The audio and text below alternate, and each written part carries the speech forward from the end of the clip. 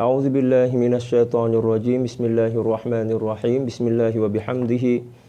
Assalamualaikum warahmatullahi taala wabarakatuh. Alhamdulillah wassalatu wassalamu ala asyrafil anbiya'i wal mursalin sayyidina Muhammad wa ala alihi wa sahbihi ajma'in. Allahumma ighfir li ummati sayyidina Muhammadin sallallahu alaihi wasallam wa aslih ummata sayyidina Muhammadin sallallahu alaihi wasallam. وفرج عن أمة سيدنا محمد صلى الله عليه وسلم وارحم أمة سيدنا محمد صلى الله عليه وسلم وألف بين قلوب أمة سيدنا محمد صلى الله عليه وسلم لما تحب وترضاه وافتح لنا فتوح العارفين بك بحق سيدنا محمد صلى الله عليه وسلم سبحانك لا علم لنا إلا ما علمتنا إنك أنت العليم الحكيم ولا حول ولا قوة إلا بالله العلي العظيم وصلى الله على سيدنا محمد وعلى آله وصحبه وسلم الحمد لله رب العالمين.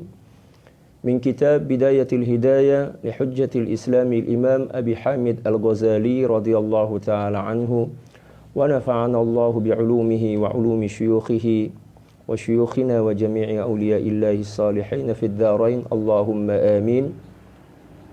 قال بعد آداب الإمامة والقدوة. Alhamdulillah, kita bersyukur kepada Allah Subhanahu wa taala yang masih memberikan kesempatan kepada kita untuk hidup dan menikmati hidup ini. Dan alhamdulillah, hari ini kita berada di hari Jumat yang penuh keberkahan. Maka satu di antara nasihat para ulama berkaitan dengan kemuliaan dan keistimewaan hari Jumat ini adalah memperbanyak selawat kepada baginda Rasulullah sallallahu alaihi wasallam. Karena baginda Rasulullah sallallahu alaihi wasallam bersabda, atau kama qala sallallahu alaihi wasallam, "Man shalla alayya wahidan salatan wahidatan sallallahu alaihi biha ashran," atau kama qala sallallahu alaihi wasallam. Barang siapa yang berselawat kepadaku satu kali, terutama di hari Jumat ini, maka Allah Subhanahu wa taala akan membalasnya dengan 10 salawat. Dan di hadis yang lain Allah Subhanahu wa taala juga, kata baginda Rasulullah SAW, akan mengampuni 10 dosanya dan mengangkat derajatnya 10 derajat. Demikian juga di hadis yang lain yang diriwayatkan oleh Al-Imam At-Tirmidzi, baginda Rasulullah SAW bersabda, kama qala sallallahu alaihi wasallam, "Shallu alayya fa inna salatakum alayya zakatul lakum." Banyak-banyak dan senantiasalah kalian berselawat kepadaku, karena sungguhnya selawat kepadaku yang kalian lakukan mampu membersihkan dan menyucikan jiwa-jiwa kalian. Fa salawatullahi wa salamuhu alaika sayyidi ya Rasulullah. Para sahabat sekalian, kaum muslimin dan muslimat, para santri dan santriwati Pondok Pesantren Tahfiz Tarbiyah dan Dakwah Syekh Yusuf Al-Hasani, Desa Beringin Jaya, Kecamatan Tomoni, Kabupaten Luwu Timur, Sulawesi Selatan, rahimakumullah. Pada pagi yang penuh berkah ini kita akan kembali melanjutkan kajian kita dari kitab Bidayatul Hidayah, Permulaan Hidayah, yang diartikan dengan permulaan hidayah, yang dikarang oleh Al-Imamul Ghazali radhiyallahu taala an. Yang mana pada pagi yang berbahagia ini kita akan membaca tentang adabul imamati wal qudwah. Adab menjadi imam, adab-adab yang harus diperhatikan bagi siapapun yang ingin menjadi imam dalam solat. Demikian juga adab-adab sebagai seorang makmum. Dan berkaitan dengan keistimewaan dan kemuliaan solat berjamaah telah dijelaskan oleh baginda Rasulullah SAW dalam suatu hadis. Beliau bersabda, atau kama qala sallallahu alaihi wasallam, "Salatul jama'ati afdalu min salatil fadh bi 27 darajah." Salat secara berjamaah lebih afdal, lebih utama dibandingkan salat sendirian berbanding 27 derajat. Maknanya apabila kita salat berjamaah satu kali, maka seolah-olah kita melakukan salat itu sebanyak 27 kali. Dan satu di antara keistimewaan salat berjamaah adalah kalau seandainya ketika kita salat berjamaah kita tidak mampu untuk menunaikan adab-adab dalam solat dan hati kita dalam keadaan lalai dan tak mampu untuk konsentrasi atau khusyuk walaupun kita telah berusaha, maka Allah Subhanahu wa taala akan menyamakan solat kita dengan salah seorang dari seluruh jamaah yang hadir yang mempunyai solat khusyuk. Solat kita diserupakan dengan solat khusyuk tersebut, walaupun bukan kita yang melakukannya, akan tetapi dilakukan oleh jamaah yang lain. Maknanya insya Allah, ya, walaupun kita tidak mampu khusyuk dalam solat kita, apabila kita melakukannya secara berjamaah, maka insya Allah, ya, solat kita itu akan dianggap oleh Allah Subhanahu wa taala sebagai solat yang khusyuk. Demikian juga kualitasnya bisa diangkat oleh Allah Subhanahu wa taala, menyamai seseorang yang mampu khusyuk dari salah seorang jamaah yang hadir pada saat itu. Itu satu di antara keistimewaan solat berjamaah. Adapun saat ini kita akan membahas tentang adab-adab sebagai seorang imam, demikian juga ya sebagai seorang makmum. Qal adabul imamati wal qudwah. Adab berimam ketika salat, demikian juga mengikut atau menjadi makmum. Yang bagi lil imam, maka menjadi suatu keharusan atau selayaknya bagi seorang imam. Mohon maaf saya mencampur bahasa Malaysia atau bahasa Melayu dan bahasa Indonesia. Yang pertama, ayu khaffifas salata. Qala Anas radhiyallahu taala anhu, ma sallaitu khalfa ahadin salatan akhaffa wala atamma min salati Rasulillah sallallahu alaihi wasallam. Satu di antara adab yang harus dijaga oleh seorang imam ketika menjadi imam solat berjamaah adalah ayu khaffifas salah, meringankan solat, maksudnya memendekkan bacaan-bacaan dalam solat, menyingkatkan, tetapi jangan terlalu singkat dan jangan terlalu cepat, memendekkan dan tetap menjaga adab serta tumakninah yang menjadi salah satu syarat dalam solat. Jangan terlalu panjang dan jangan terlalu pendek, terutama apabila solat itu dilakukan di tempat-tempat keramaian, ya, misalnya di pasar. Demikian juga misalnya di perempatan, yang mana masjid tempat kita menjadi imam ini merupakan masjid tempat singgahan para masyarakat yang melakukan perjalanan jauh misalnya. Maka kita disunahkan untuk mempersingkat bacaan kita dan menyederhanakan solat kita. Dan di sini ada satu hadis yang diriwayatkan melalui Sayyidina Anas bin Malik, dan kita mengetahui bahwa Sayyidina Anas bin Malik ini adalah salah seorang sahabat yang semenjak 10 tahun, beliau berumur 10 tahun telah berkhidmah atau telah menjadi pembantu di rumah baginda Rasulullah SAW, dan sangat banyak meriwayatkan hadis dari baginda Rasulullah SAW, dan juga sebagai seorang sahabat yang paling banyak mengetahui tentang pribadi dan perilaku baginda Rasulullah SAW. Di sini beliau bercerita, beliau mengatakan, ma sallaitu khalfa ahadin salatan akhaffa wala atamma min salati Rasulillah sallallahu alaihi wasallam. Hadis ini diriwayatkan oleh Imam Ibnu Majah, ya, diriwayatkan oleh Imam Ibnu Majah. Mohon maaf, diriwayatkan oleh Al-Imamul Bukhari, demikian juga Imam Muslim.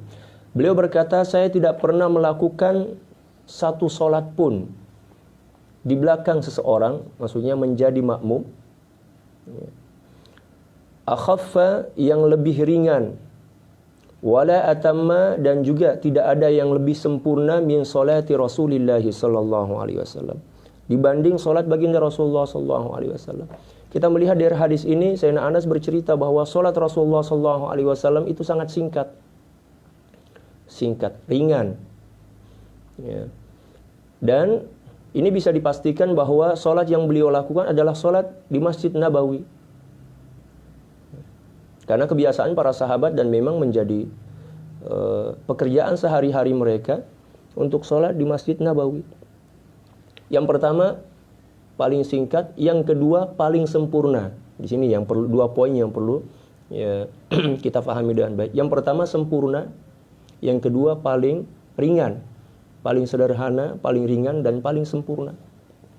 Tapi yang selalu kita lihat ada orang yang mempercepat atau menyederhanakan, menyingkat sholat, akan tetapi mungkin gerakan-gerakannya, rukun-rukunnya tidak sempurna, rukun dan adab-adabnya. Oleh karena itu, dua poin yang ada dalam hadis ini perlu kita ingat dalam melakukan sholat, apatah lagi ketika kita menjadi seorang imam. Yang pertama adalah meringankan sholat tersebut, dan yang kedua adalah tetap menjaga kesempurnaan rukun, demikian juga adab-adab dalam pelaksanaan sholat tersebut. Dan di hadis yang lain, baginda Rasulullah sallallahu alaihi wasallam juga bersabda, atau kama qala sallallahu alaihi wasallam, idza shalla ahadukum bin nasi falyukhaffif fa inna fihim ad-dha'if wal kabir wa dzal hajah. Apabila salah seorang dari kalian menjadi seorang imam, maka peringanlah salatmu, maksudnya bacaannya dipersingkat saja.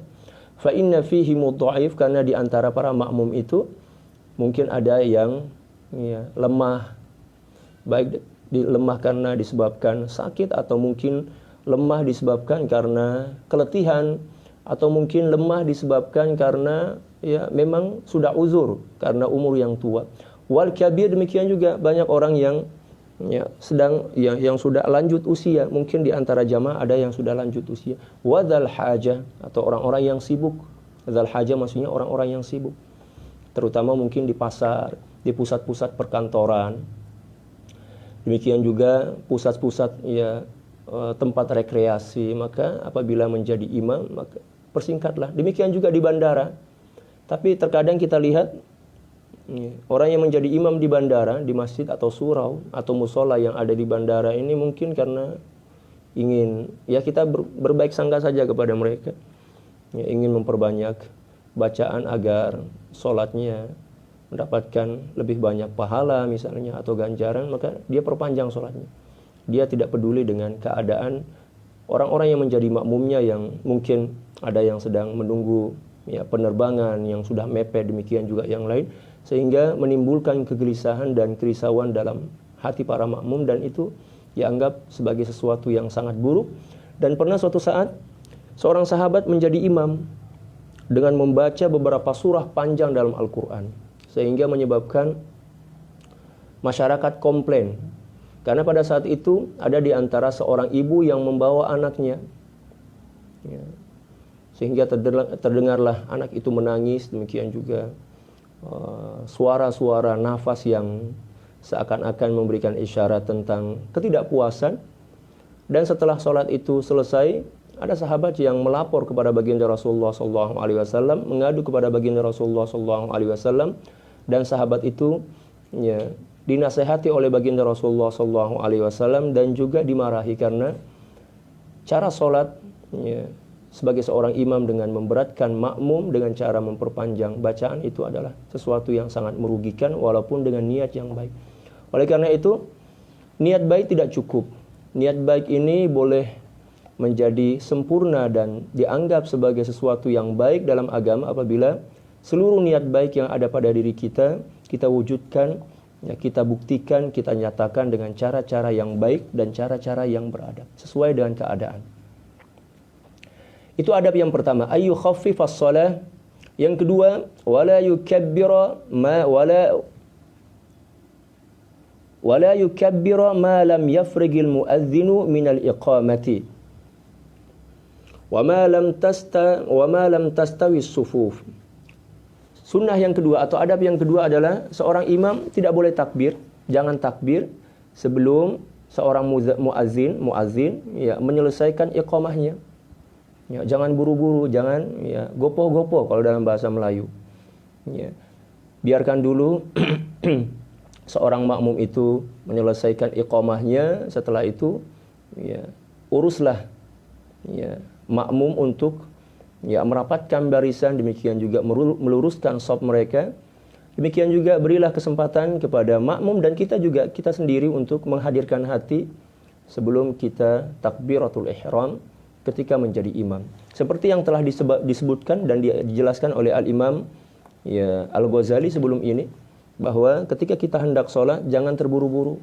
Sebelum kita takbir, hadirkan dulu hati kita.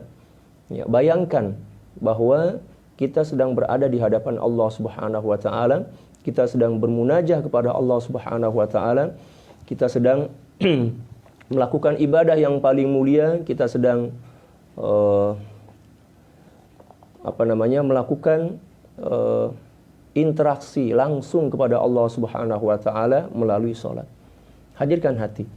Jangan terlalu terburu-buru atau tergopoh-gopoh. Wa ma lam tastawi sufuf, demikian juga sebelum shaf atau barisan para jamaah lurus dan rapat. Dan yang perlu dirapatkan adalah kaki para jamaah perlu dirapatkan. Sunnah hukumnya, tetapi tidak wajib.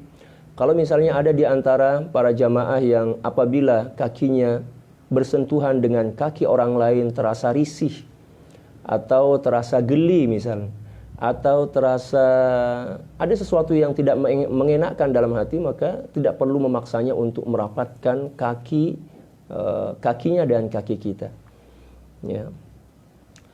Dan yang perlu kita perhatikan adalah kelurusan tumit, bukan ujung kaki, bukan ujung jari, akan tetapi tumitlah yang menjadi dasar kelurusan dalam shaf salat.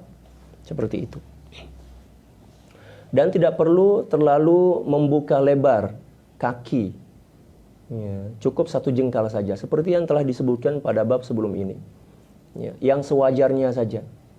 Dan tidak perlu memaksakan ujung kaki itu menghadap ke kiblat dengan lurus dan selurus-lurusnya. Tidak perlu. Berdiri biasa saja.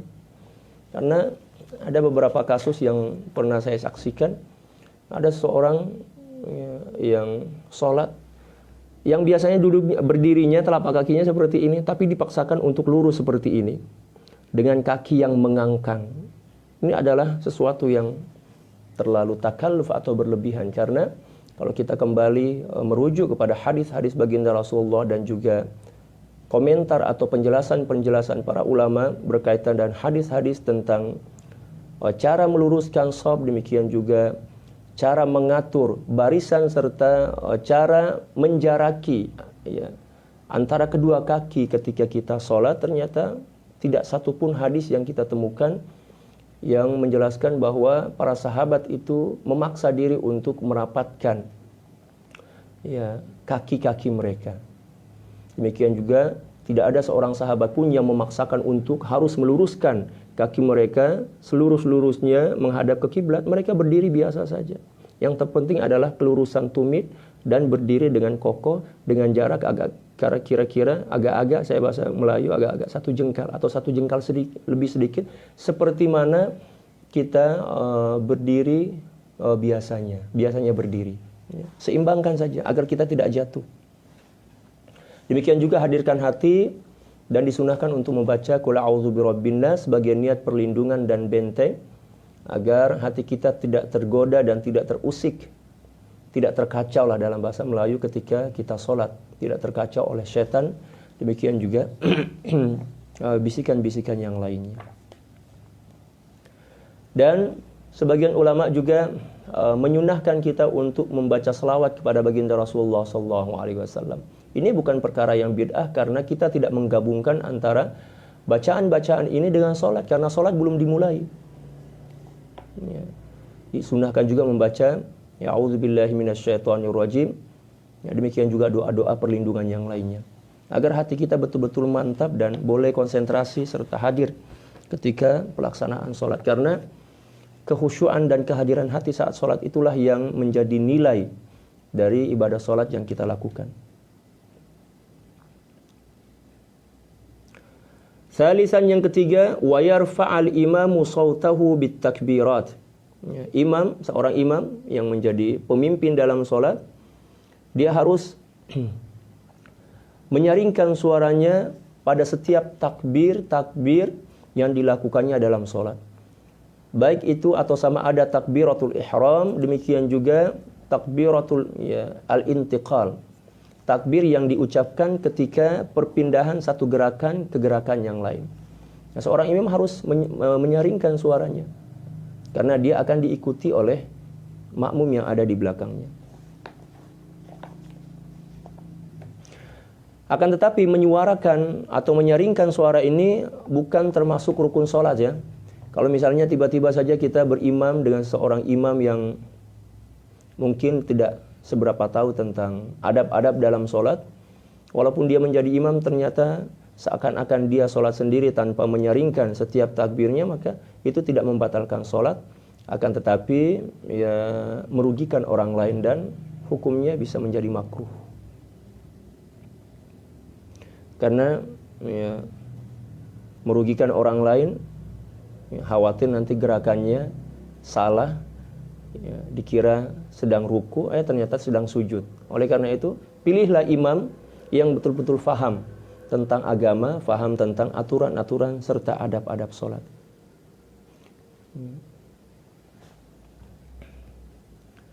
Wala yarfa'ul ma'mumu sautahu illa biqadri ma yusmi'u nafsahu. Dan sebagai seorang mukmin, seorang makmum, mohon maaf, tidak dibenarkan atau tidak diperbolehkan untuk menyaringkan suara kecuali dengan ukuran atau dengan kenyaringan untuk memperdengarkan dirinya sendiri. Maksudnya suara itu boleh dinyaringkan tetapi tidak boleh didengar oleh orang lain kecuali untuk dirinya sendiri. Misalnya imam mengucapkan takbiratul ihram, Allahu Akbar, seorang makmum pun mengucapkan takbiratul ihram, akan tetapi dengan suara yang agak sedikit berbisik, Allahu Akbar, seperti itu. Jangan malah suara makmum yang lebih nyaring daripada suara imam, karena itu hukumnya makruh. Hukumnya makruh. Tidak membatalkan sholat, akan tetapi hukumnya makruh. Dan tidak haram. Hukum makruh. Kapan takbir makmum itu ya dianggap haram? Apabila lebih nyaring dibandingkan imam, apabila menimbulkan fitnah. Ya, menimbulkan fitnah, berubah hukumnya menjadi haram karena mengganggu orang lain. Misalnya dengan takbir yang disebutnya menyebabkan orang lain itu merasa terusik, tidak bisa konsentrasi, atau kekhusyuan sholatnya hilang, maka hukumnya haram. Tapi tidak membatalkan sholat. Rabi'an, yang keempat, wayanwil imamu al-imamata liyanal al-fadla. Dan seorang imam yang memimpin salat itu hendaklah berniat untuk menjadi imam agar dia mendapatkan kemuliaan dan keutamaan salat berjamaah. Fa idza lam yanwi sahhat salatul qaumi idza nawau al-iqtida'a bihi wa nalu fadl qudwah. Dan apabila seorang imam walaupun dia menjadi imam akan tetapi tidak berniat sebagai seorang imam ketika dia salat, maka salatnya sah dan orang-orang yang mengikutinya pun salatnya sah. Tetapi yang menjadi perbedaan apabila para makmum ini berniat sebagai makmum walaupun imamnya tidak berniat sebagai imam, maka imam tidak mendapatkan pahala berjamaah dan sholatnya tidak batal. Adapun makmum mendapatkan sholat berjamaah dan sholatnya juga tidak batal karena mengikuti seorang imam yang tidak berniat sebagai makmum. Seperti itu. Walaupun imam tidak mendapatkan pahala berjamaah, akan tetapi dia tetap mendapatkan tambahan pahala dan ganjaran yang lain. Dari apa? Ya, dari menjadi sebab orang lain bisa mendapatkan pahala berjamaah. Seperti itu. Jadi Allah Subhanahu wa taala tidak kikir, tidak kedekut, tidak bakhil berkaitan dengan pahala. Walaupun seorang imam ini misalnya menjadi makmum dan dia tidak sempat atau sengaja tidak berniat sebagai imam, sholatnya sah walaupun dia tidak dianggap sebagai seorang yang sholat berjamaah dan tidak mendapatkan pahala berjamaah, akan tetapi dia mendapatkan pahala karena menjadi sebab orang-orang mendapatkan pahala berjamaah. Seperti itu.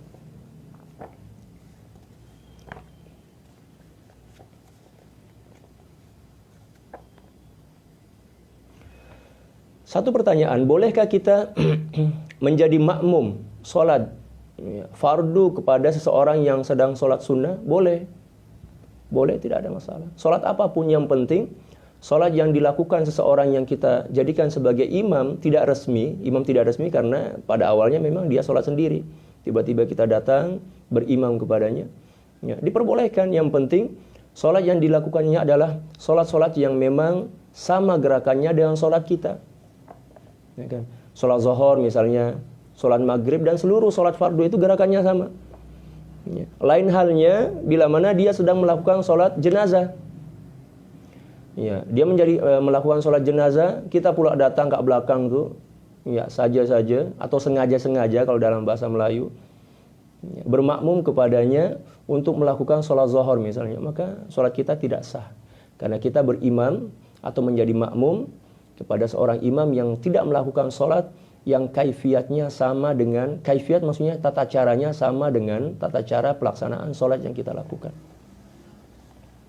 Apakah boleh kita bermakmum kepada seorang yang melakukan sholat yang sama tata caranya dengan kita, akan tetapi dia melakukannya dengan tidak sempurna. Dalam arti seperti ini gambarannya. Dia melakukannya dalam keadaan duduk misalnya, kurang sempurna. Kurang sempurna menurut kita, akan tetapi sempurna menurut dia apabila dia melakukan sholat dalam keadaan duduk itu karena uzur. Ada sebab-sebab yang memperbolehkannya. Apakah boleh? Ya, kita berimam kepada seorang yang sedang sholat sunat, ya, dalam keadaan duduk, oh boleh, tidak ada masalah. Ya, atau dalam keadaan berbaring, boleh, tidak ada masalah. Ya. Yang penting kita pastikan dan mampu mengetahui perbezaan-perbezaan gerakan yang sedang dilakukannya untuk menentukan ya, gerakan-gerakan kita saat kita mengikutinya, seperti itu. Tidak ada masalah. Ya.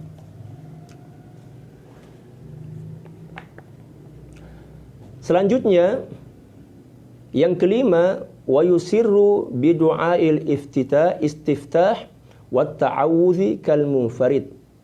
Ya. Dan seorang imam disunnahkan untuk ya, membaca doa iftitah, Allahu akbar kabira walhamdulillahi katsira subhanallahi bukratan wa asila inni wajjahtu wajhiya lilladzi fataras samawati wal arda hanif. Demikian juga seterusnya disunnahkan untuk membacanya dengan berlahan atau dengan berbisik, tidak perlu dinyaringkan. Wat ta'awudzi kal munfarid. Demikian juga ketika membaca a'udzubillahi minasyaitonirrajim, seperti halnya seseorang yang sedang sholat sendirian. Demikian juga pembacaan doa al-iftitah atau istiftah sama saja. Itu bukan hanya disunnahkan ketika kita sholat berjamaah. Dan juga bukan hanya disunnahkan ketika kita sholat fardu. Akan tetapi ketika kita sholat sendiri, demikian juga sedang sholat sunnah, baik secara berjamaah maupun sendiri dalam melakukan sholat sunnah itu, membaca doa al-istiftah atau iftitah hukumnya tetap sunnah. Demikian juga membaca a'udzubillahi minasyaitonirrajim. Wa yajharu bil Fatihati was surati fi jami'is subhi. Dan juga menyaringkan bacaan surah Fatihah, demikian juga surah-surah tambahan lainnya pada seluruh rakaat salat subuh, baik rakaat pertama maupun rakaat yang kedua.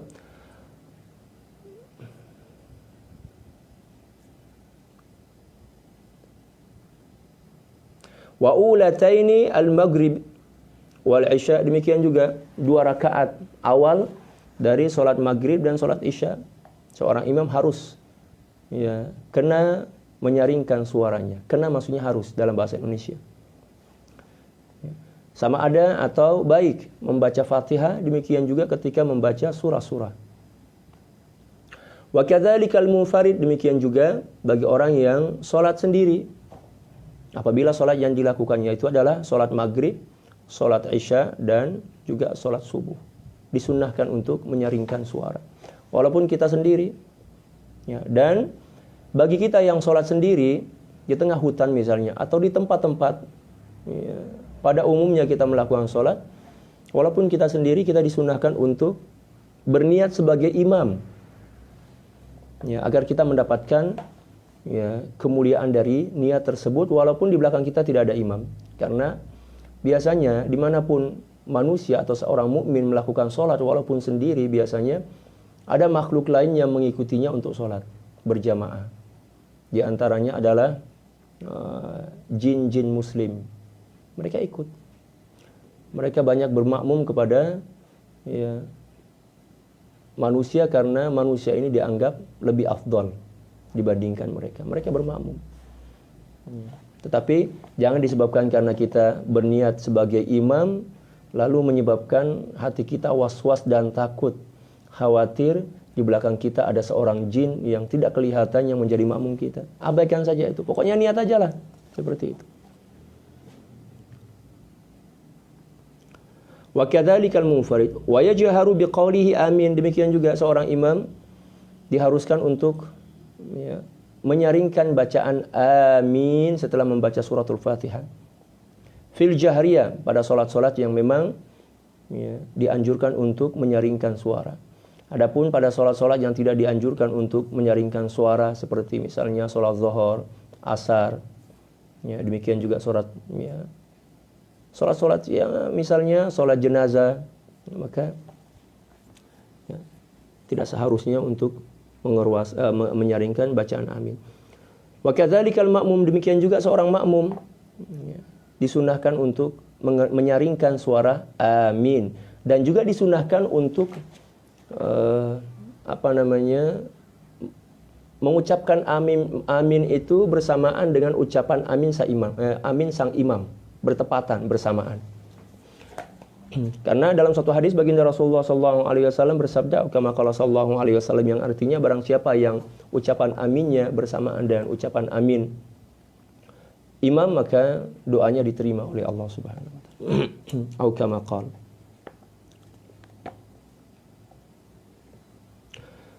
Wa yaqrunu al-ma'mumu ta'minahu bi ta'minil imami ma'an. Dan seorang makmum disunahkan untuk menyamakan atau untuk menyamakan suara bacaan imam menyamakan suara bacaan amin dari sang imam. Maksudnya menyamakan. Sang makmum ini disunahkan untuk menyamakan suaranya. Menyamakan suara ketika menyebut amin bersama imam. La ta'qiban lahu, jangan lebih akhir. Jangan imam dulu mengucapkan amin, setelah itu baru kita. Serempakkanlah, menyerempakkan bacaan amin bersama imam. Seperti yang disebutkan tadi hadisnya. Yang keenam, wa yaskutul imamu saktatan 'aqibal Fatihati liyasuba ilaihi nafasah. Dan disunahkan bagi seorang imam untuk berhenti sejenak setelah membaca suratul Fatihah. Untuk mengambil masa menarik nafas lega sebelum membaca surah yang lain. Dan ini bertujuan untuk memberikan kesempatan kepada makmum untuk memulai bacaan Fatihah. Karena dalam mazhab kita, mazhab Syafi'i, satu di antara rukun yang wajib ditunaikan ketika sholat, baik sholat itu sendirian maupun sholat berjamaah, adalah membaca suratul Fatihah. Baginda Rasulullah SAW bersabda, kama qala sallallahu alaihi wasallam, la sholata liman lam yaqra bi Fatihatil kitab. Tidak sah sholat seseorang kecuali apabila dia membaca suratul Fatihah di dalamnya. Oleh sebab itu, ketika imam telah membaca suratul Fatihah dan kita telah mengucapkan amin secara bersamaan, maka sang imam diperintahkan untuk berhenti sejenak, memberikan waktu atau masa kepada sang makmum atau para makmum untuk membaca Fatihah dengan sempurna, dengan ukuran yang sederhana. Ukuran yang sederhana. Tidak terlalu lama dan tidak terlalu panjang. Dan ketika para makmum sedang diberikan waktu atau masa untuk membaca Fatihah oleh imam, maka imam boleh menyibukkan diri dengan zikir atau berdoa dalam hati. Seperti itu.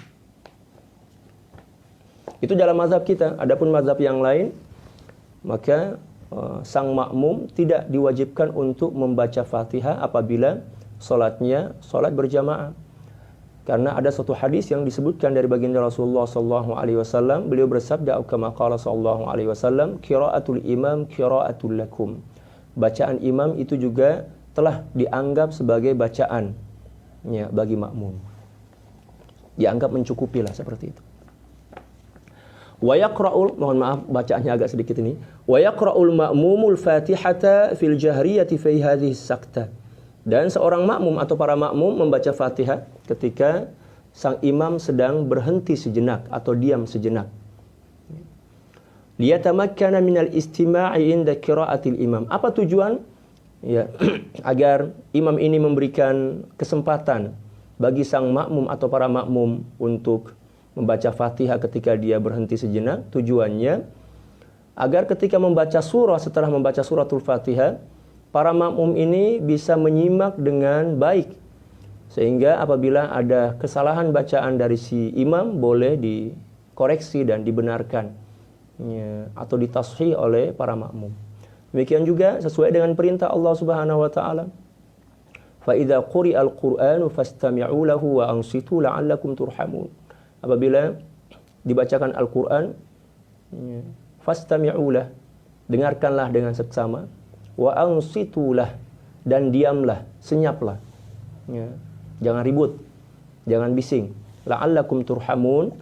Moga-moga kalian mendapatkan rahmat. Oleh karena itu, kalau ingin mendapatkan rahmat dari bacaan Al-Quran, saat kita tidak mampu membacanya, maka ketika kita mendengarkan bacaan Al-Quran itu, maka dengarkanlah dengan seksama, walaupun kita tidak seberapa faham dan mengetahui, mengerti isi kandungannya, dengarkan dengan seksama dan diam, jangan berbicara.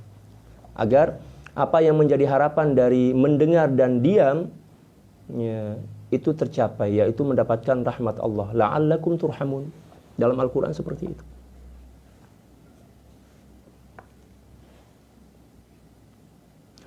Wa yaqra'ul ma'mumu surata fil jahriyati. Dan bagi seorang makmum, setelah membaca suratul Fatihah, disunnahkan membaca surah-surah pendek. Ya. Ketika ya, melakukan sholat di belakang makmum. Walaupun sholat itu adalah sholat jahar atau sholat yang mana suara imam dinyaringkan di situ. Idza lam yasmi' sautal imam, apabila tidak mendengar ya, suara imam ketika menjadi imam. Adapun apabila suara imam itu jelas, dekat dari telinga kita misalnya, maka kita tidak perlu membaca surah yang lain setelah membaca suratul Fatihah. Akan tetapi kita konsentrasi, fokus mendengarkan dengan seksama bacaan imam yang sedang ya, dibacanya. Yang ketujuh, wala yazidul imamu ala thalathin fi tasbihatir ruku' was sujud. Seorang imam tak boleh memperbanyak atau melebihkan jumlah setiap tasbih-tasbih yang dibacanya ketika sujud dan ruku'. Cukup 3 saja. Cukup 3 saja. Subhana rabbiyal a'la wa bihamdi, subhana rabbiyal a'la wa bihamdi, 3 kali. Tidak perlu memperpanjang sampai 10 misalnya, sampai 20, tidak boleh. Tidak boleh. Karena itu akan memperpanjang sholat yang dilaksanakan. Kecuali apabila dia sholat sendiri, ya terserahlah. Mau baca 100 kayak, mau baca 1000 kayak, tidak ada masalah. Tapi yang dijelaskan di sini adalah ketika ya, kita sedang sholat berjamaah dan kita sedang ya, menjadi imam. Maka kita tidak diperbolehkan ya, untuk membaca tasbih lebih dari 3 kali. Wala yazidu fit tasyahhudil awwali ba'da qawlihi Allahumma salli ala sayyidina Muhammadin wa ala ali sayyidina Muhammad. Demikian juga yang ke-8, tidak boleh menambah doa lain setelah membaca tasyahud awal, setelah sampai pada bacaan salawat Allahumma salli ala sayyidina Muhammadin wa ala ali sayyidina Muhammad. Ya. Kenapa saya ucapkan sayyidina walaupun dalam kitab ini tidak ada kata sayyidina? Tujuannya untuk menghormati dan mengagungkan baginda Rasulullah SAW. Karena Al-Imam Asy-Syafi'i radhiyallahu ta'ala an membenarkan atau memperbolehkan seseorang mengucapkan sayyidina ketika berselawat kepada baginda Rasulullah SAW, baik ya, di luar solat maupun di dalam solat. Sama ada ketika solat ataupun di luar solat.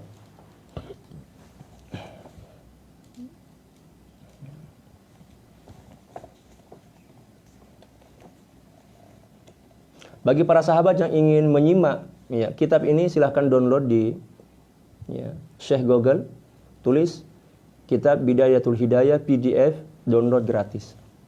Sekarang kita berada pada halaman 87 dari kitab yang telah ditahqiq ini.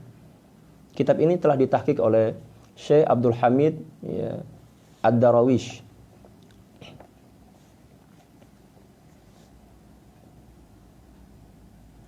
Jadi seorang imam ketika membaca selawat, dia harus membaca selawat atau kena membaca selawat dengan selawat yang paling pendek. Allahumma sholli ala sayyidina Muhammadi wa ala ali sayyidina Muhammad. Ya, tidak diperbolehkan, akan tetapi bukan berarti haram. Ya, melanjutkan selawat itu sampai akhir. Tidak haram dan tidak membatalkan sholat, akan tetapi menyalahi adab sebagai seorang imam. Seperti itu. Dan sholawat ini merupakan salah satu rukun sholat. Orang yang tidak bersolawat ketika dia tasyahud, ketika dia sholat, maka sholatnya tidak sah. Wala yazidu fit tasyahudil awwali ba'da qawlihi Allahumma salli ala sayyidina Muhammadin wa ala ali sayyidina Muhammad. Tidak boleh memanjangkan atau menambah dengan doa-doa yang lain atau tambahan-tambahan sholawat yang lain.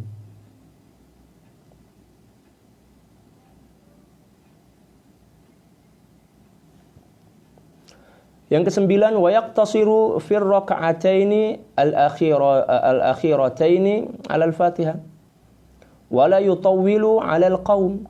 Dan apabila seseorang menjadi imam, maka ya, salah satu adab sebagai seorang imam adalah ya, ketika membaca atau ketika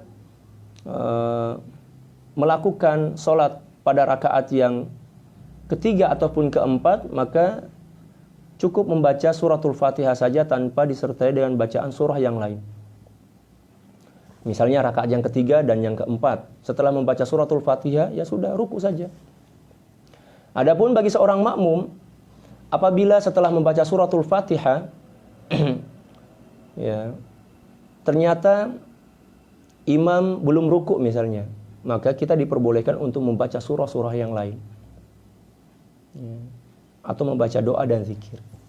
Terutama ketika sholat itu dilaksanakan ya, dengan sir, ya, dengan tanpa suara.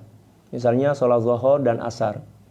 Setelah kita membaca Fatihah ternyata imam belum ruku, boleh kita baca surah-surah yang lain. Bagi seorang makmum diperbolehkan. Wala yutawwilu 'alal qaum, dan jangan memperpanjang, jangan ya, memperlama sholatnya sehingga bisa memberatkan para makmum di belakang. Yang ke-10, wala yazidu du'aahu fit tasyahhudil akhiri ala qadri tasyahhudihi wa salatihi ala Rasulillah sallallahu alaihi wasallam. Dan ketika berada pada tasyahud yang terakhir, apabila salat itu lebih dari 2 rakaat, ya, contohnya salat maghrib atau salat ya isya, maka seorang imam ya, sebagai sebuah adab tidak diperkenankan untuk melebihkan doa setelah membaca tasyahud. Selesai tasyahud dan membaca salawat kepada baginda Rasulullah SAW. Ya kan? Setelah membaca salawat kepada baginda Rasulullah SAW yang diakhiri dengan innaka hamidum majid, maka seorang imam diperintahkan untuk segera salam. Assalamualaikum, assalamualaikum. Seperti itu.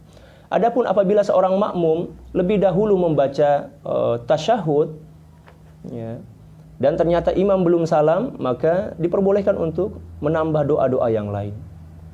Ya, itu adab sebagai seorang makmum, sebagai seorang imam.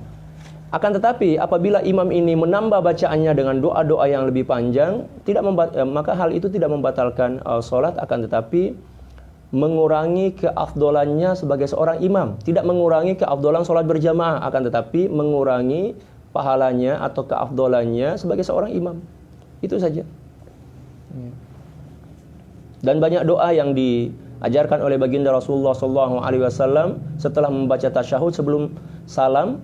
Ya, apabila kita sholat sendirian, ya, di sini banyak dinukilkan. Ya, di antaranya adalah baginda Rasulullah SAW bersabda, ya, yang diriwayatkan oleh Imam Muslim, Imam Bukhari, demikian juga Imam Abu Dawud dari Sayyidina Abi Hurairah radhiyallahu taala an. Baginda Rasulullah SAW bersabda, "Idza faragha ahadukum minat tasyahhudil akhir, falyata'awwadz billahi min arba'." Dan apabila kalian salah seorang dari kalian telah menyelesaikan tasyahud akhir, yang dimaksud di sini adalah salat sendirian atau sebagai seorang makmum ketika imam belum salam dan kita telah membaca tasyahud, tapi imam belum salam, maka kita disunahkan untuk membaca doa di bawah ini. Ya. Allahumma inni a'udzubika min azabi jahannam wa min azabil qabri wa min fitnatil mahya wal mamat wa min syarril masiihid dajjal. Itu doa yang selalu dilantunkan oleh baginda Rasulullah SAW dan juga diperintahkan kepada kita untuk membacanya ketika kita tidak sedang menjadi imam. Ketika kita tidak sedang menjadi imam, berarti kita boleh membacanya ketika kita sebagai seorang makmum atau sholat sendirian. Boleh kita baca sepanjang-panjangnya, nggak apa-apa. Ya. Dan juga boleh kita memperpanjang atau menunda salam setelah imam salam. Ya, kita sebagai makmum setelah imam salam bukan berarti kita diwajibkan segera salam, tidak. Kita diperbolehkan untuk menunda atau mengundurkan salam kita karena misalnya kita ingin menambah dengan bacaan doa-doa yang lain. Tidak masalah, tidak membatalkan sholat. Tetapi ya jangan keterlaluan sampai 1 jam, 2 jam karena akan menimbulkan fitnah. Ya tambahlah doa-doa yang ringkas, yang sederhana. Oke. Yang ke-11, ya tinggal sedikit, mudah-mudahan bisa selesai. Wa yanwil imamu 'inda taslim assalamu 'alal qaum wa yanwil qaumu bitaslimihim jawabahu. Dan seorang imam ketika dia mengucapkan salam keluar dari salat mau selesai, ya. Ketika dia mengucapkan salam, maka disunnahkan bagi imam untuk berniat bahwa salam yang diucapkannya ketika hendak keluar dari salat atau selesai salat itu sebagai doa untuk seluruh orang yang menjadi makmumnya di belakang. Doa keselamatan. Demikian juga disunahkan untuk diniatkan bahwa salam itu kita niatkan sebagai doa keselamatan untuk seluruh umat manusia. Bukan hanya sebatas orang-orang yang menjadi makmum kita. Seperti itu. Itu hukumnya sunnah. Wa yanwil imamu 'inda taslim assalamu 'alal qaum.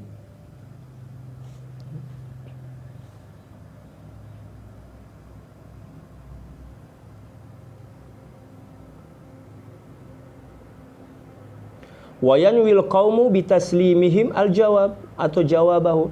Dan para makmum ketika mengucapkan salam disunnahkan bahwa salam yang diucapkannya ketika selesai salat itu sebagai jawaban doa salam dari seorang imam yang diucapkan tadi.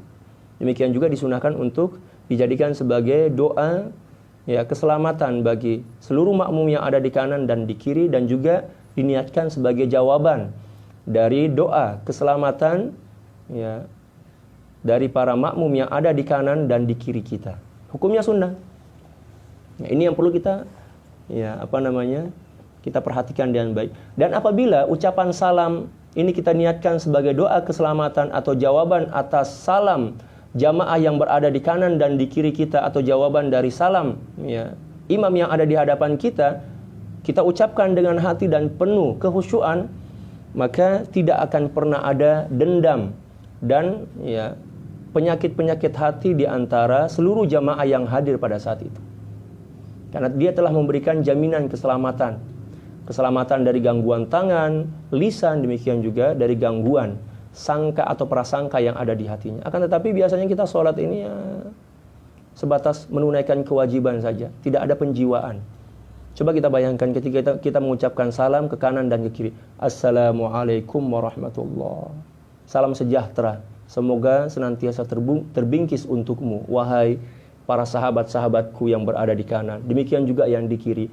Demikian juga ketika kita mengucapkan salam ke kanan, sambil bersalam kita niatkan sebagai jawaban doa salam yang dilakukan oleh jamaah yang ada di kanan kita, demikian juga di kiri kita. Apabila kita lakukan dengan penghayatan, dengan hati yang ikhlas dan khusyuk, insya Allah masyarakat kita akan damai, tidak ada ya, perbalahan atau pertengkaran, tidak ada perdebatan, tidak ada saling caci memaki, karena kita telah memberikan jaminan keselamatan bagi seluruh jamaah yang hadir sholat berjamaah bersama kita kala itu. Dan kita bayangkan kalau seandainya kita lakukan hal itu sebanyak 5 kali dalam sehari semalam, mustahil ada perpecahan di dalam masyarakat kita. Akan tetapi karena sholat itu kita jadikan sebagai suatu rutinitas kosong yang tidak mempunyai penjiwaan dan hati kita selalu lalai dalam melakukannya, maka sholat itu tidak memberikan kesan atau dampak yang positif, ya, pada diri kita, demikian juga pada jamaah kita atau kepada masyarakat secara umum. Seperti itu. Oleh sebab itu di zaman baginda Rasulullah SAW tidak ada perdebatan yang, ya, keluar dari batasan-batasan syariah. Walaupun para sahabat terkadang berdebat, akan tetapi dengan tujuan untuk mencari kebenaran, bukan mencari kemenangan. Demikian juga tidak ada rasa iri, dengki, hasad, buruk sangka, karena mereka menjiwai dan sangat sangat merenungkan doa ketika mereka sedang salam, ya, di akhir sholat. Masya Allah, luar biasa. Adapun kita ini, rajin berdoa, tapi itulah doa kita kosong dari penghayatan. 15. Wala yaqiful ma'mum wahdahu bal yadkhulus saffa aw yajurru ila nafsihi ghairahu. Nah, selanjutnya akan dijelaskan tentang, belum selesai tadi ya, masih ada lagi. Kelompatan. Wala yalbasul imamu sa'atan wa yalbasul imamu sa'atan ba'dama yafragu minas salam wa yuqbilu 'ala an-nasi biwajhihi wa la yaltafitu in kana khalfahu nisa liyasrifna awalan. Dan bagi seorang imam setelah mengucapkan salam, ya, disunnahkan untuk sejenak diam, ya, tanpa suara setelah mengucapkan salam, diam. Tujuannya bukan menghayal, tujuannya bukan melamun, tetapi, ya, menghadirkan hati atau beristighfar dalam hati, ya, mengakui tentang kekurangan-kekurangan yang belum mampu ditunaikan dengan sempurna ketika sholat dan menjadi imam. Ya, dalam hati, astagfirullahaladzim, astagfirullahaladzim, muhasabah, introspeksi diri. Nah, setelah itu, wa yuqbilu 'alan nas biwajhi, dia berbalik arah menghadap ke para jamaah, para makmum. Ini cara yang pertama. Atau cara yang kedua, menghadap kanan, pipi kanan, ya, ke sebelah makmum dan pipi kiri ke sebelah mihrab atau kiblat tempat kita sholat. Itu apabila kita berada di masjid selain Masjid Nabawi.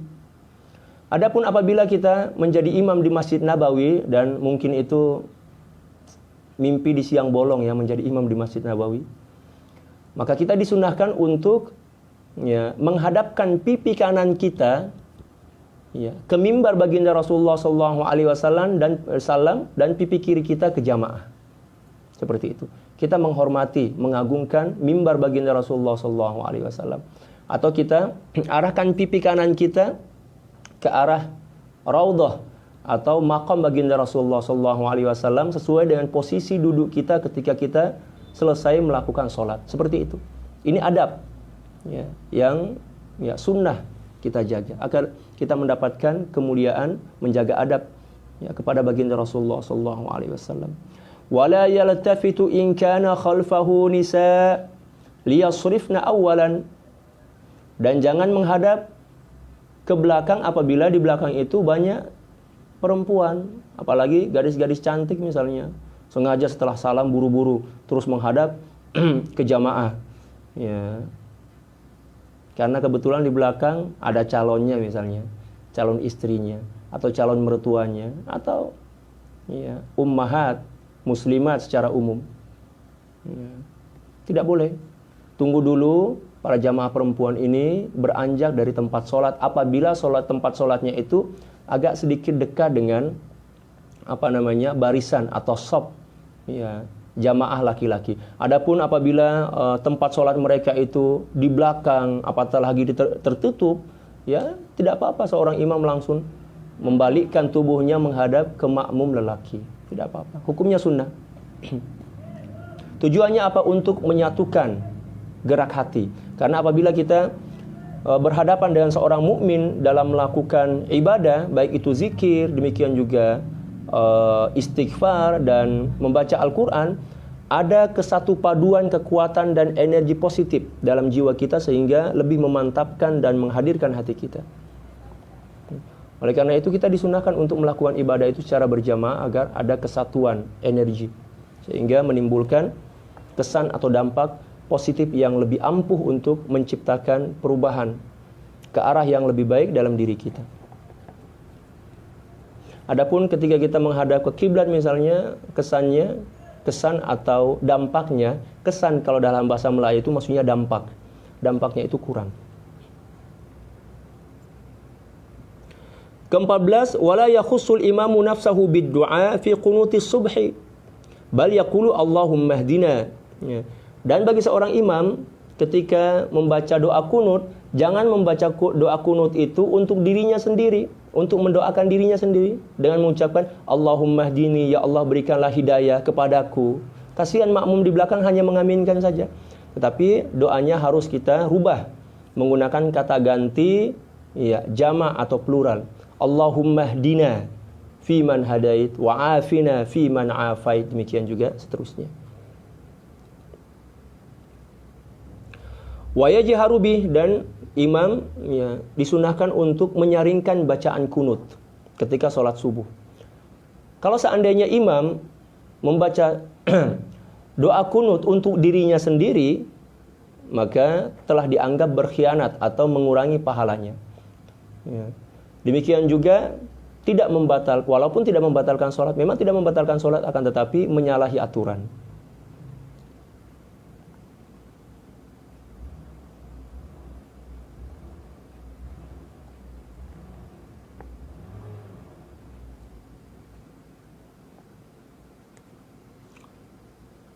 Wa yu'minul qaum, dan imam yang ada di belakang cukup mengucapkan amin. Allahumma hdina fi man hadait, imam yang di belakang amin, wa afina fi man afait, amin. Para makmum tidak perlu karena terlalu semangat ya membaca sendiri-sendiri, tak perlu. Ya ikuti aja. Ya bacaan imam dengan mengucapkan amin. Wala yarfa'u aydiyahum, dan jangan mengangkat tangan ketika membaca kunut. Pendapat Imam Ghazali ini disanggah oleh Al-Imamun Nawawi dengan mengatakan bahwa yang sahih dan sesuai dengan sunnah adalah mengangkat kedua tangan ketika membaca kunut. Yang ada dalam kitab ini merupakan pendapat pribadi Al-Imamul Ghazali.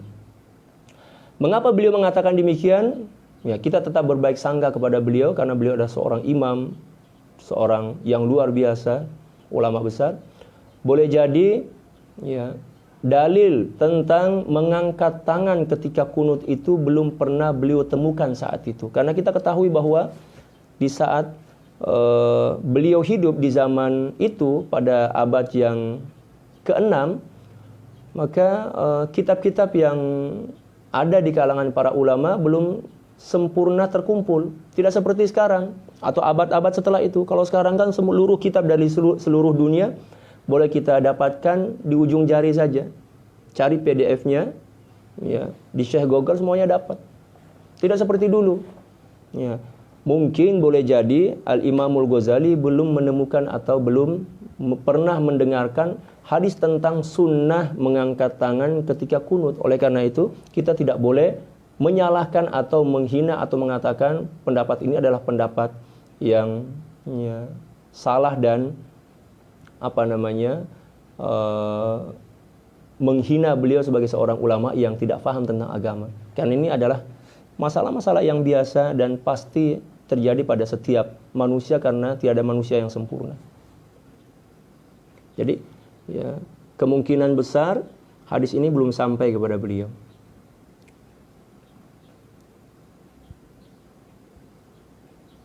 Kata beliau, "Idz lam yathbut dzalika."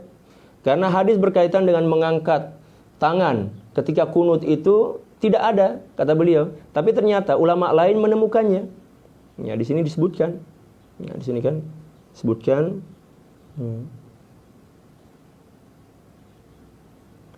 disanggah oleh imam yang lain.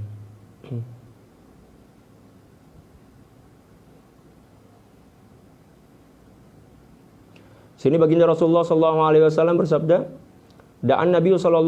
diceritakan Nabi SAW thumma rafa'a yadaihi wa ra'aitu bayadha ibtihi. Demikian juga hadis-hadis yang lain. Adapun menyapu muka setelah berdoa kunut, menyapu muka, ya, memang tidak ada dalil yang kuat, walaupun ada dalil yang dhaif. Ya, ada dalil dhaif diriwayatkan oleh Imam Abi Dawud dengan sanad yang dhaif. Anis Sa'ib bin Zaid an abihi anna Nabiy sallallahu alaihi wasallam kana idza da'a fa rafa'a yadayhi masaha wajhahu bi yadayhi. Sesungguhnya baginda Rasulullah sallallahu alaihi wasallam apabila beliau berdoa dan setelah melakukan doa beliau mengusap kedua wajah beliau. Walaupun hadis ini dhaif, apakah tidak boleh kita amalkan? Oh, boleh kita amalkan. Karena kedhaifan hadis ini hanya berkaitan dengan periwayatan, bukan berkaitan dengan isi. Redaksi hadisnya tidak ada masalah. Yang menjadi masalah itu adalah proses periwayatannya, para perawinya. Oleh sebab itu, di mana-mana pun kita ketemu dan para ulama, baik itu golongan fuqaha, demikian juga para muhaddisin, setelah mereka berdoa, mereka menyapu tangannya, mengamalkan hadis dhaif ini. Karena mengamalkan hadis dhaif itu diperbolehkan, kecuali untuk masalah-masalah akidah, demikian juga masalah-masalah yang memang harus menggunakan hadis sahih. Seperti itu. Adapun fadhailul a'mal, ibadah-ibadah sunnah, fadilah-fadilah amal, maka kita diperbolehkan untuk menggunakan hadis dhaif. Wa yaqra'ul ma'mumu baqiyatal qunuti min qalihi innaka taqdi wa la yuqda 'alaik.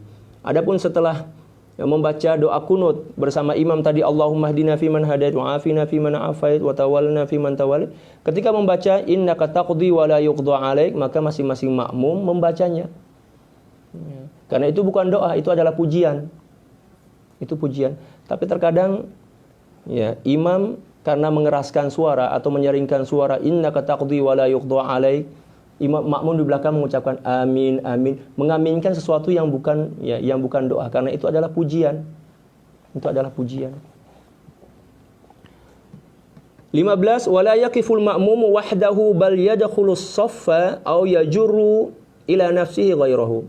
Seorang makmum ketika datang dan tidak menemukan ada shaf atau baris yang kosong, setelah dia mencari-cari celah tidak boleh masuk, maka dia tidak boleh sholat sendiri di shaf yang paling belakang. Pertama dia harus berusaha untuk mencari celah, menggeser sedikit kalau misalnya ada celah walaupun sedikit, yang penting bisa masuk seukuran badannya, maka dia disunahkan untuk sedikit memberikan isyarat kepada dua makmum yang ada di antara dua celah itu agar dia boleh masuk di situ. Tapi kalau misalnya celah itu kecil dan takut mengganggu kehusyuan dua orang yang akan kita geser sedikit ini, maka lebih baik kita membuat shaf baru di belakang. Kita takbir, setelah takbir kita memberikan isyarat, kita menyentuh, bukan memukul ya. Banyak orang yang memukul seperti ini, itu salah. Yang betul adalah menyentuh, hanya sebatas memberikan isyarat. Menarik satu orang jamaah dari shaf yang ke belakang, yang ada di depan untuk ke belakang. Memberikan isyarat. Takbir dulu, Allahu Akbar, setelah itu bukan menepuk dengan memukul seperti ini. Menyentuh saja, yang penting dia faham dan dia sadar bahwa kita sedang mengajaknya untuk ke belakang. Agar kita tidak sendiri berada di belakang. Tetapi apabila kita terlambat datang, misalnya shaf sudah semuanya penuh dan kita ingin membuat satu shaf baru, tapi kita lihat ternyata masih banyak jamaah yang sedang berbondong-bondong datang, tapi belum sampai ke shaf yang kita mau buat, kita tidak perlu menarik orang yang ada di depan, karena sebentar lagi makmum yang lain akan datang. Seperti itu. Dan cara seorang makmum yang ingin ke barisan atau shaf ke belakang, maka dia harus mengatur langkah dengan langkah yang tidak melebihi 3 kali langkah secara berurutan, karena itu bisa membatalkan sholat. Dalam mazhab Syafi'i seperti itu.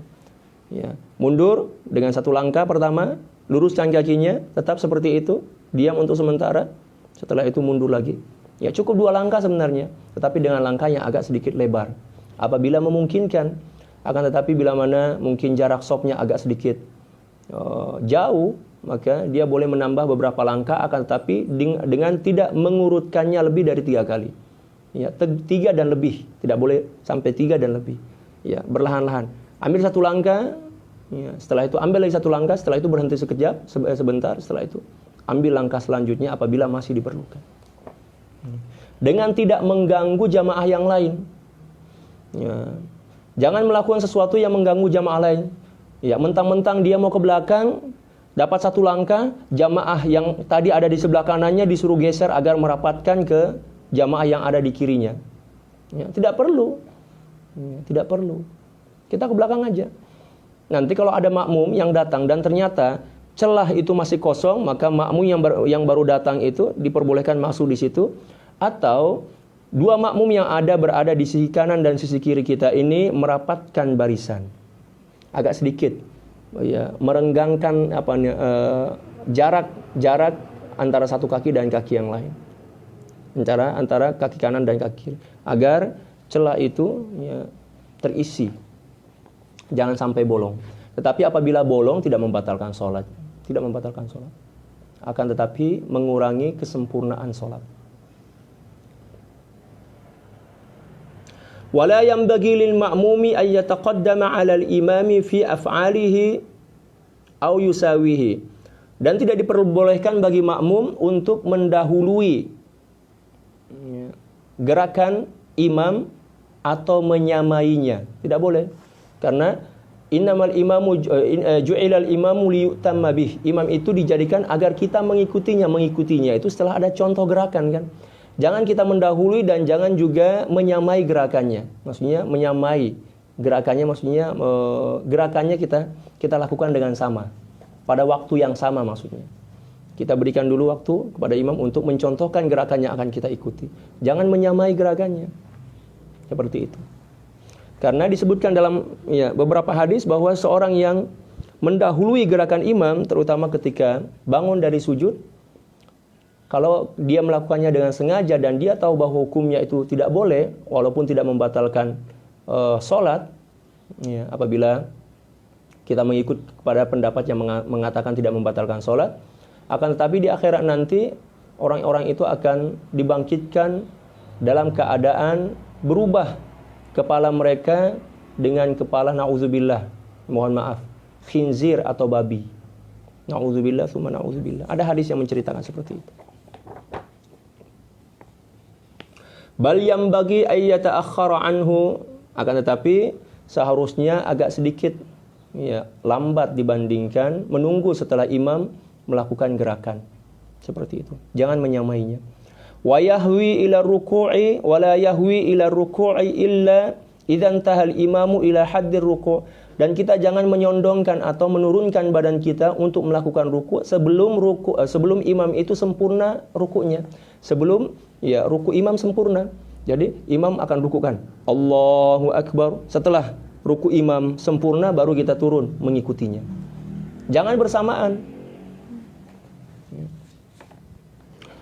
Wa la yahwi liruku' illa idzan tahal imamu ila haddir ruku'. Wa la yahwi lis-sujud ma lam tasil jabhatu al-imami, ya, ila al-ard. Demikian juga ketika hendak sujud, kita tidak boleh sujud kecuali apabila dahi imam ini telah menyentuh tempat sujud. Baru kita sujud. Allahu a'lam bis-shawab. Sebatas itu yang bisa kita baca pada hari ini, pada pagi ini. Semoga Allah Subhanahu wa taala memberikan keberkahan kepada kita dan memberikan kefahaman serta kekuatan untuk mengamalkan dengan ikhlas dan istiqomah dalam melakukannya.